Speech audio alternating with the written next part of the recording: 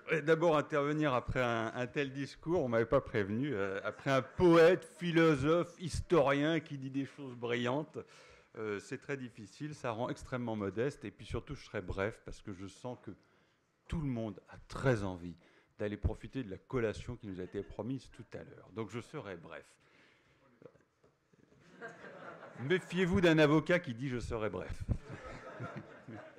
Non, on va quand même faire vite. Alors, l'arbitrage, bon, j'ai été invité, merci beaucoup à Nada de me l'avoir proposé, d'aborder rapidement ce thème. Alors, pourquoi il a un rapport, évidemment, avec le titre de la table ronde. Comment s'adapter au vaste monde et à un monde qui change. Bon.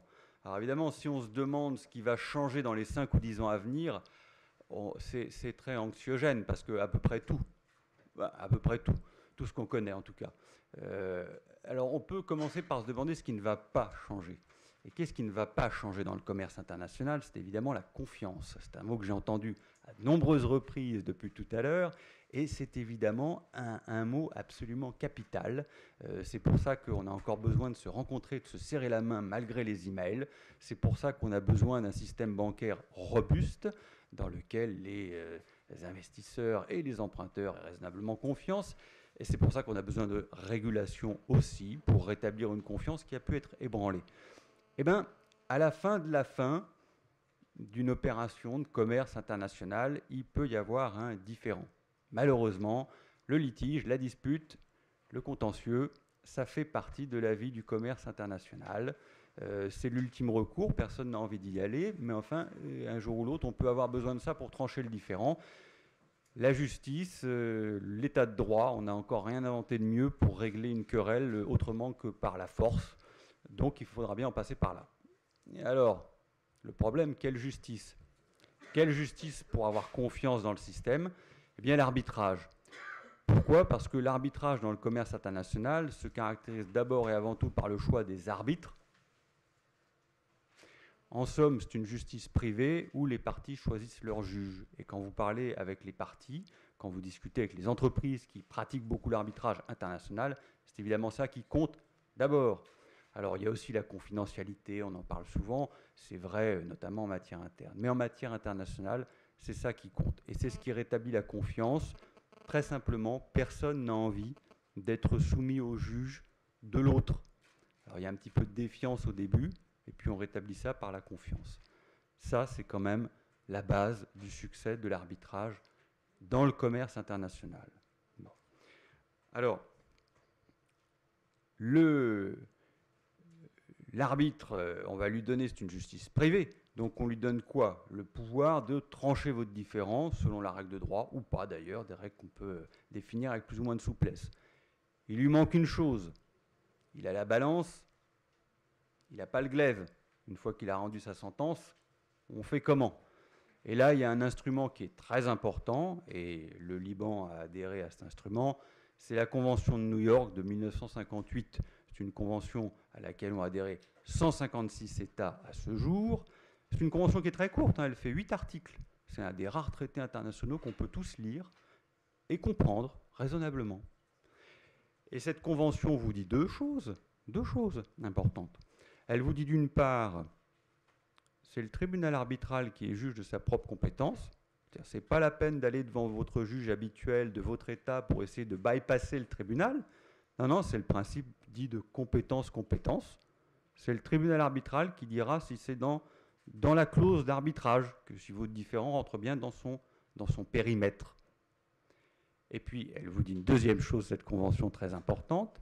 Elle vous dit qu'une fois que la sentence d'arbitrage international est rendue, elle doit être exécutée dans les États signataires qui n'ont que 7 motifs pour refuser ce qu'on appelle l'exéquatur, c'est-à-dire l'ordonnance, la décision d'un juge qui va faire entrer dans l'ordre juridique interne la décision qui était de justice privée.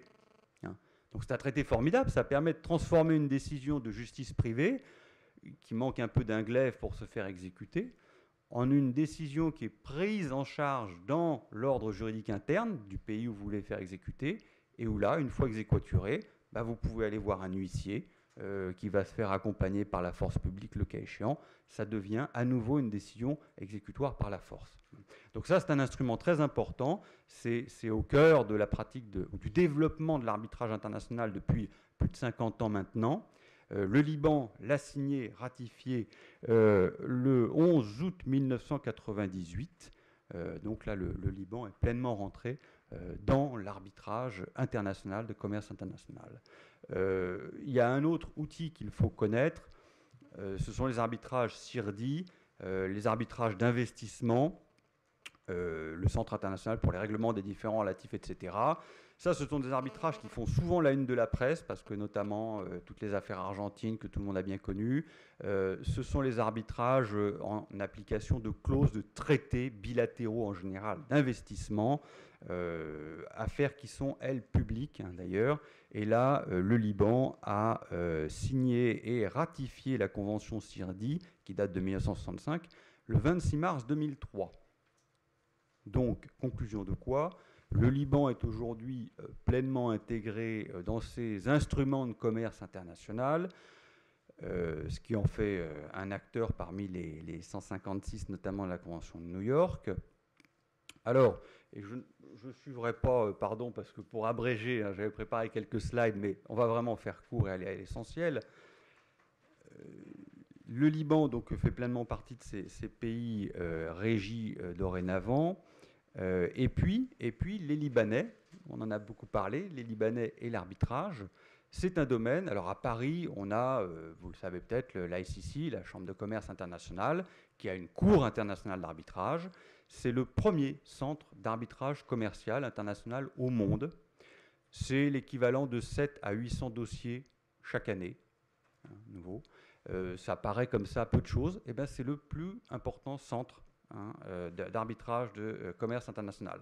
Il y a aussi une cour d'arbitrage à Londres, il y en a une à Stockholm qui sont assez connues, les États-Unis aussi en ont une évidemment. ICC, Paris reste la place de l'arbitrage. Et du fait des liens étroits qui ont toujours uni le Liban et la France, beaucoup de juristes sont venus pratiquer, et du fait aussi de la familiarité avec le commerce international de la communauté libanaise, eh bien beaucoup de juristes libanais sont venus et ont prospéré. Nombre d'eux sont des arbitres aujourd'hui célèbres. Je pense au professeur Ibrahim Fadlallah qui intervient beaucoup depuis des années maintenant, je pense une quarantaine d'années, ou des confrères plus jeunes. Jalal, exactement, Jalal bien sûr. Il y a vraiment, et alors on a dit, quelqu'un a rappelé tout à l'heure que en matière bancaire, on avait appelé le Liban la Suisse du Moyen-Orient après la Seconde Guerre mondiale. Ben, c'est un peu vrai en matière d'arbitrage. La Suisse est un pays qui traditionnellement a toujours fourni de très grands arbitres internationaux, peut-être l'image de neutralité, la qualité tout simplement de ses praticiens. Eh bien, le Liban, c'est à nouveau un peu la Suisse du Moyen-Orient. Le Liban fournit beaucoup d'arbitres de premier rang dans toutes les disputes. Et là encore, ça rejoint ce qui a été dit tout à l'heure, une des forces des Libanais dans l'arbitrage international, c'est leur proximité culturelle. Le cabinet dans lequel je suis associé intervient assez régulièrement en Afrique, au Moyen-Orient, en Europe, dans des arbitrages ICC, et nous avons fréquemment des arbitres libanais, parce que notamment dans des conflits entre entreprises européennes ou libanaises et orientales, eh bien on apprécie d'avoir cette multiculturalité qui fait la richesse des professionnels libanais en général, et des juristes libanais, et de ceux qui font de l'arbitrage international en particulier. J'en terminerai en quelques mots sur quelques fausses idées que je voudrais quand même balayer concernant l'arbitrage, parce qu'on en parle beaucoup en ce moment, quelques affaires des frais lacroniques, et parfois cette justice privée comme ça un peu opaque parce que confidentielle peut avoir mauvaise presse. J'entends souvent des utilisateurs parler des coûts et des délais. Je voudrais dire ici, pour avoir quand même fait un certain nombre d'arbitrages, notamment dans le domaine d'infrastructure ou de grands projets d'équipements internationaux, je voudrais dire que c'est une justice qui est raisonnablement rapide, pas plus chère qu'une justice étatique. Si vous allez devant un juge étatique sur un contentieux un peu complexe techniquement, ça peut être bancaire, ça peut être technique, industrielle ou de construction, vous ferez rarement l'économie d'une expertise judiciaire. Alors hop, on vous envoie 3 ans devant un expert, en tout cas dans les systèmes de droit civil. Puis après, vous allez en première instance. Alors il faut 1 an et demi, une décision. Celui qui n'est pas content, il va aller en appel. Ça fait encore 2 ou 3 ans de plus. Dans des dossiers aussi complexes, des arbitrages régis par l'ICC par exemple, ou d'autres bons forums d'arbitrage, et il y en a, vous pouvez avoir une sentence, je dirais, en 2 ans et demi sur ce type de dossier, sans appel, sans recours, c'est définitif, c'est plié. Et on dit que c'est cher, oui, mais vous aurez concentré finalement en 2 ans et demi les mêmes coûts que vous auriez épuisés sur 7 ou 8 ans dans d'autres formes de contentieux.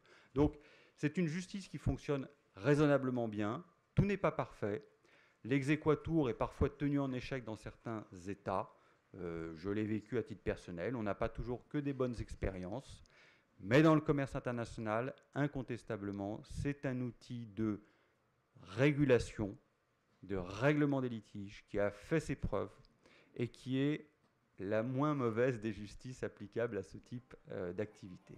Voilà, je vous remercie de votre attention.